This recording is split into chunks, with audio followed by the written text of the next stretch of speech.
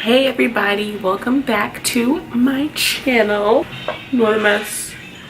Ignore the mess in the back. This video is going to be a birth story video, and my little baby boy, if you guys didn't know I was pregnant, he's actually in the living room right now. I'm in his nursery slash my filming room, just trying to get this done while he's asleep in his swing. Because you guys know, if you're a mom, that you just don't have time to do anything. I had to do my face in 10 minutes today, but it's all good, it looks good or whatever. And it's gonna be kind of about my experiences with my pregnancy and then leading up to the birth, which he was born at 37 weeks. He was actually early, but I was induced because I had a complication that I'm going to get into a little bit later. So yeah, if you want to hear about my birth story, then just keep on watching the video. My husband and we were pregnant with our first baby. I actually found out I was pregnant, I want to say Thanksgiving Day of last year. I found out I was pregnant. The pregnancy, I will say probably the first 6 months of it went really smooth, and then things just started getting a little bit more difficult for me. I went into the doctor's office one day. I went to go see my OBGYN just to do a regular routine checkup, and they noticed that I had protein in my urine. And I didn't really know what that meant at the time, but she kept taking my blood pressure when I was in the office, and it kept reading really high. It was like 140 over 90 or something like that, where your blood pressure range is supposed to be between 120 over 80, between 120 to 139 for systolic, and then 70 to 80 or 80 to 90 for your lower number. So this raised some concerns with them. They wanted to do more tests just to make sure that there wasn't really anything wrong with me. They did some more tests. They took more urine and they found more protein. So they had me do a 24-hour urine sample. So that's where you take this big old jug and you take it home and you have to pee in it every single time for 24 hours. But what they were concerned for was me having gestational hypertension. That's when your blood vessels do constrict a little bit more, and it's harder for the baby to get the blood flow that they need, basically, and also for you, for what you need. And hypertension is something that can really happen to anyone, but it's especially dangerous when it happens in pregnant women. So I did the 24-hour sample, took it to the lab, I got my blood drawn again, and a couple of days later my doctor called me and she said, well, we are actually gonna have to keep a closer eye on you. You do have protein in your urine, and then the urine sample, it showed elevated levels of protein, so more protein than normal, and your blood pressure is consistently high. So we've determined that you do have preeclampsia, mild preeclampsia, she said. So it wasn't anything really severe, and that was scary to me because I was doing some research before, and preeclampsia is a pretty terrifying thing to go through, especially when it gets really severe. Preeclampsia, or hypertension in pregnancy, is a condition where your blood pressure raises and your blood vessels constrict and your kidneys and liver can suffer, and there's a lot of bad things that can happen to you if your blood pressure stays really high over a period of time. And some of the things that can happen are stroke. You can have a stroke, you can have seizures, and when you have seizures, that's when the preeclampsia turns to eclampsia, but that's what they try to prevent from happening. If you have preeclampsia, basically they have to keep your blood pressure down, and it's linked to lots of cardiovascular issues, heart problems, things like that. If it goes on for a period of time and it goes untreated, it can be dangerous. So that made me pretty emotional. I think I found that out around like 32, 33 weeks. And I was like, okay, so it's mild now, but basically what they were saying is the only fix or cure for preeclampsia is to deliver the baby, because the baby and the placenta is what causes your blood pressure to go up. The only thing that's gonna fix it is to get the baby out of your body.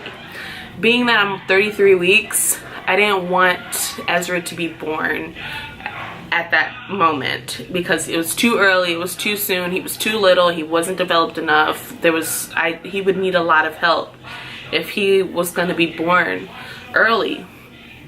So I called my mom, I talked to my husband and things like that, and it was just really emotional, and I had to kind of chill out with like exercise, and I had to start eating better, lowering my sodium intake, things that can contribute to high blood pressure. I had to really watch it, and I had to take my blood pressure like 3 to 4 times a day. I mean, if you could think about just being in the bed or roaming around the house, just checking your blood pressure all the time to make sure it doesn't skyrocket, or being afraid that you would have a seizure or something crazy like that. It was a lot. So I managed to keep it under control, well, relatively well for a time, and finally I went to my doctor around like 34, 35 weeks, something like that, and she said, well, we're gonna have to induce you at 37 weeks. 37 weeks, you are considered full term. Things are kind of unstable and you don't know what to expect when you're going into having a baby, especially when it's your first baby. You don't know what's gonna happen. So I just tried to keep an open mind, and I didn't want to take too much control over the reins of like how I wanted my birth to go. I just wanted him to get here healthy, and I wanted to be good also. So we go to the hospital, and when we get there, it's really, really busy. There's tons of laboring mothers. They're all screaming and hollering in pain, and I'm just looking around like,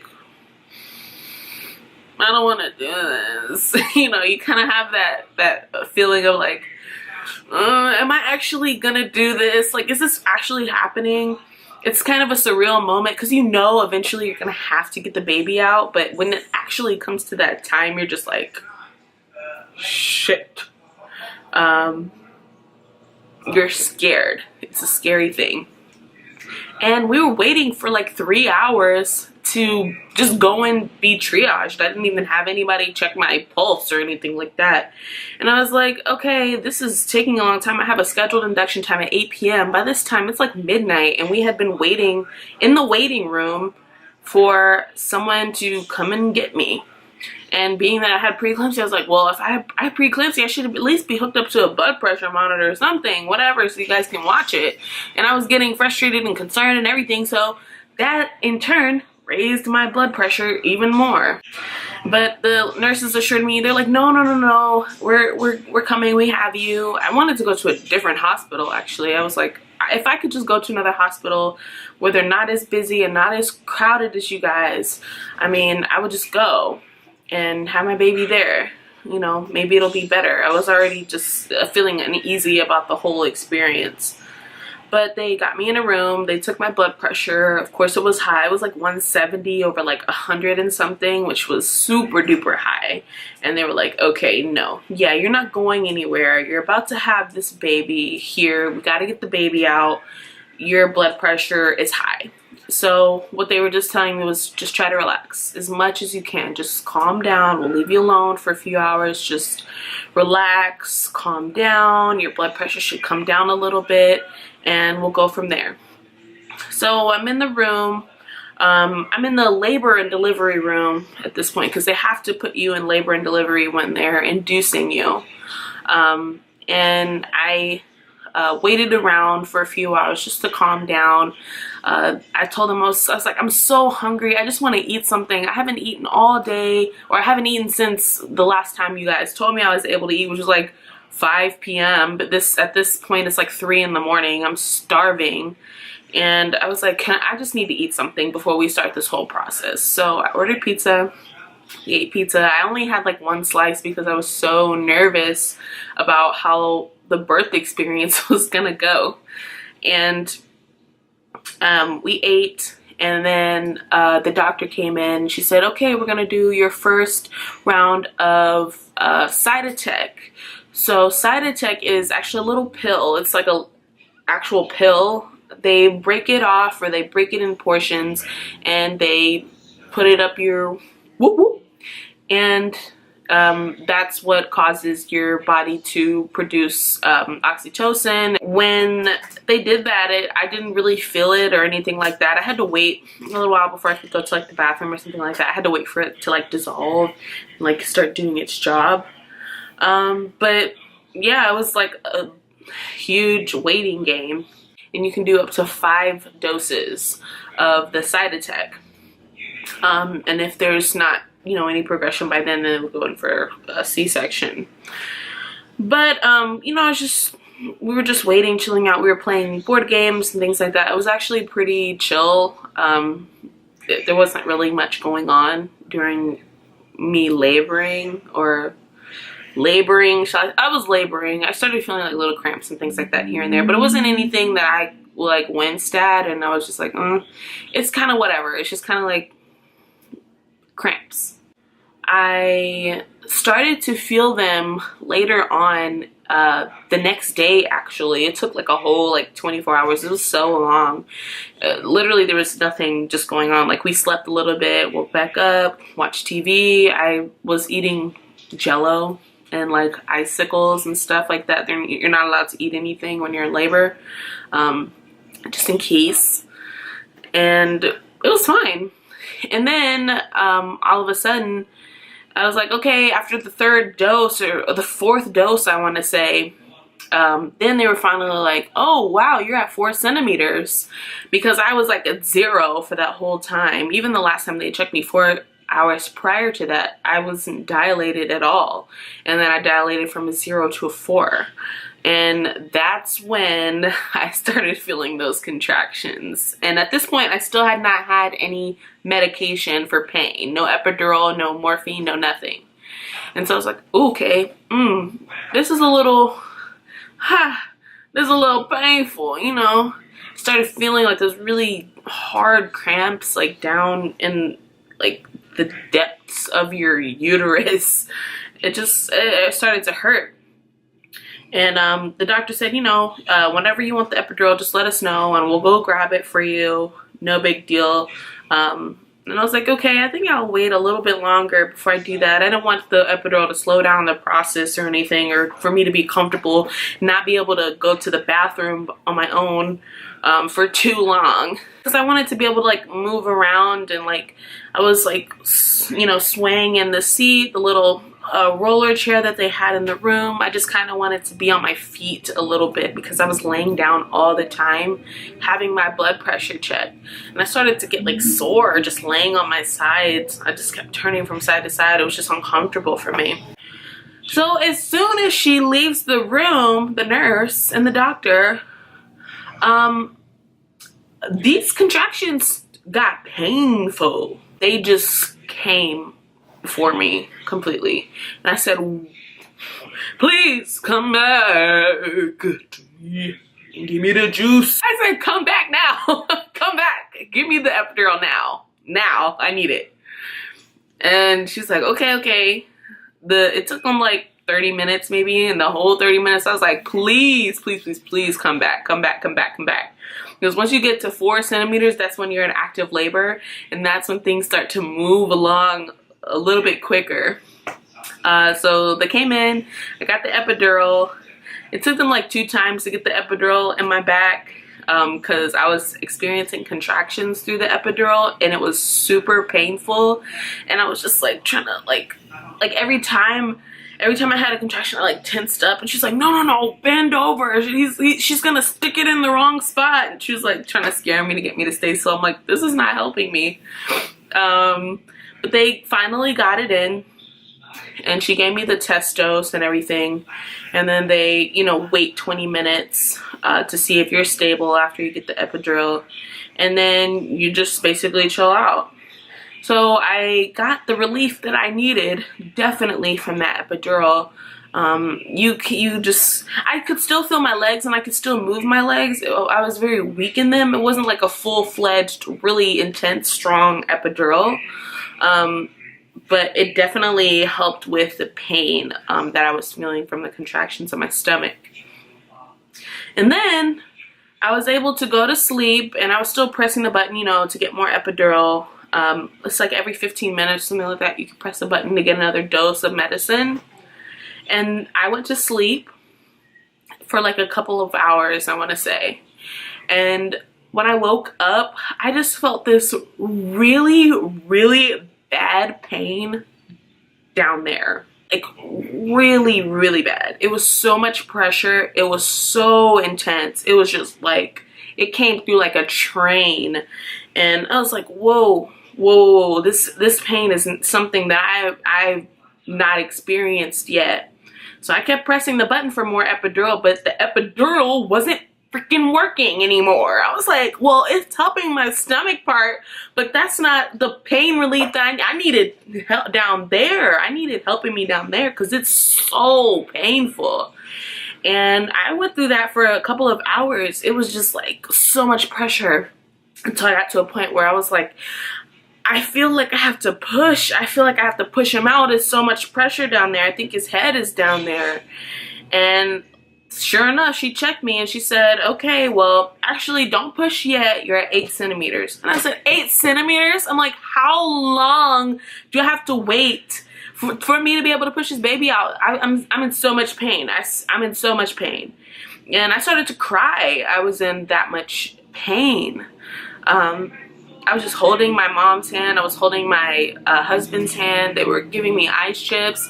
And I was kind of like, wow, this epidural didn't do anything for me. I mean, other than just the stomach cramps. But I feel like that pain wasn't as bad as the pain that I felt down below, his head descending down there. And the anesthesiologist came back in. And she said, okay, I brought you the strongest stuff that we have. And I said, give it to me now. And she gave it to me. I don't know what it was. I need to go back in my discharge papers or something like that, see whatever drug they gave me. It might have been morphine, who knows. But woo, I was so loopy on that. I was just saying crazy things to my family. I was like, my hair is tangled, get a comb, toenails. And I did feel some relief from that. It made me so sleepy. I was able to go to sleep and wake up, and when I woke up I was so tired. I was exhausted, and at this point it had been like maybe 36 hours that I was in the hospital. I was in the hospital for almost 2 days laboring, and the doctor came back in and she said, you're at 10 centimeters, you're fully dilated.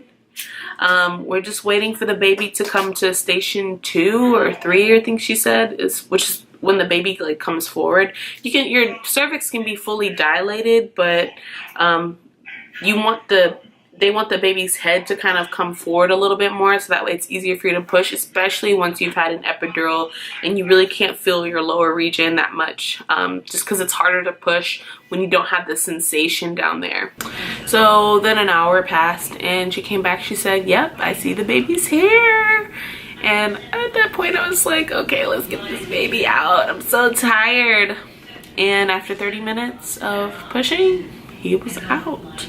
He was out and he was beautiful. He was born on July 9th at 7:14 in the morning. He weighed 8 pounds, 1 ounce, and he was 20 inches long. So he was a cute and long baby. Oh my gosh, I was so happy to have him there. It was surreal. It was just like when you have your baby, I don't know how to explain the feeling other than, like I told my husband, I said it was like the heavens opened up and our baby came through.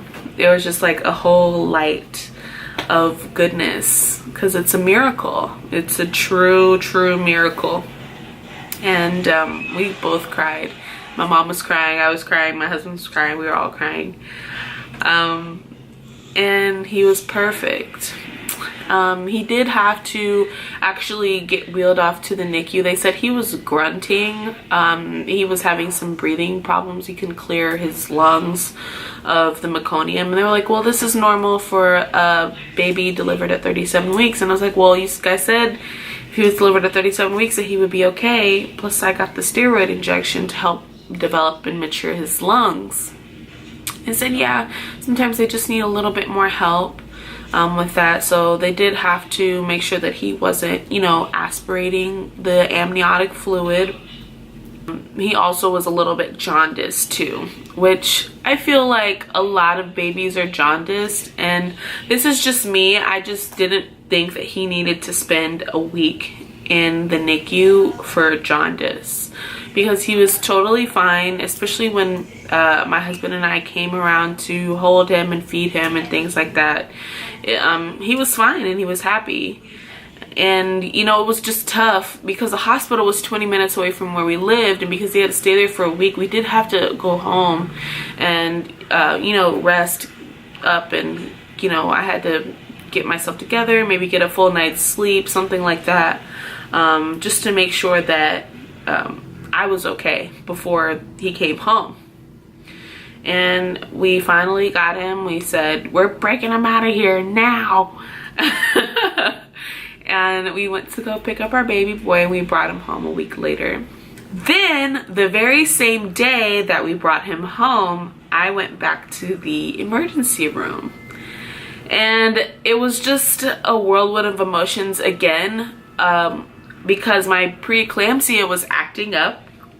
And with preeclampsia, usually it clears up like around after 6 weeks post-delivery. Sometimes it clears up within a few days, sometimes it takes weeks. But my blood pressure shot up really high. It was like 190 over like 110, and I started to develop a headache. And they said, whenever you develop a headache with preeclampsia, you need to come in. That could be a precursor to something bad may happen. And my husband, I could tell that he was nervous, but he wanted to be very calm for me and just tell me that everything was going to be okay, and it was going to be okay. I think we were just both scared because we had just had our baby. It was such a great blessing, and I didn't want anything to be wrong with me. I didn't want to be sick or be scared that I wasn't going to make it, essentially, or that I was going to have a seizure or something medically wrong was going to happen to me.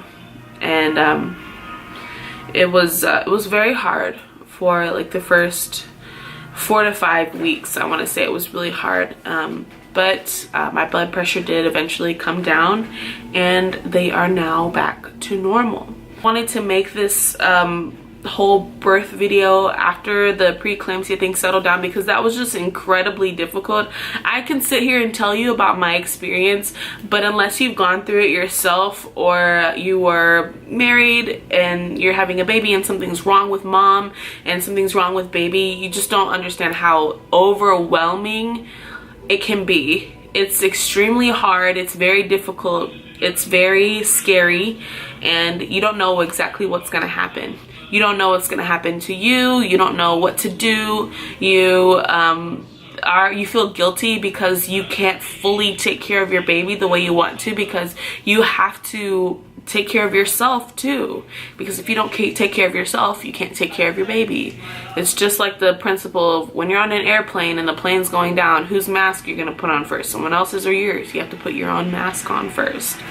And I do also want to, you know, reach out to those moms, and if you have any stories of preeclampsia, your birth story or anything like that that you experienced that can give some you know, some hope and faith to someone else who may be going through the same issue, please leave it down below. it's really a community of people that we need to look out for, especially new moms who had pregnancy complications or who are sick or something like that. We need to know that we're not the only ones, and that it's not as rare as we think it is, and that it can be overcome. Don't let someone else's story scare you. Let it empower you to try to be healthier, to live a different lifestyle, to pray, to have faith, and to make sure that you're getting proper medical care. That's the biggest thing I can say, is make sure that you're getting the best care that you can, and pay attention to your body. Your body is going to tell you if there's something wrong, and you need to listen to it. But now today I have my baby boy. We just moved into a new apartment, which I'm excited for. It was like a whole thing before, but I'm really happy that we finally have our own place to spread out and to just enjoy each other.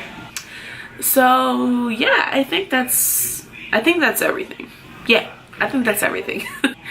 So thank you guys so much for watching this video. I hope that I could give some comforting words to all those new moms out there, moms to be, who are maybe experiencing something, or even if you just wanted to hear a birth story and just, you know, see how things went for me. Everyone's story is going to be different, but I hope that it can find you and bring you some comfort in your times of need.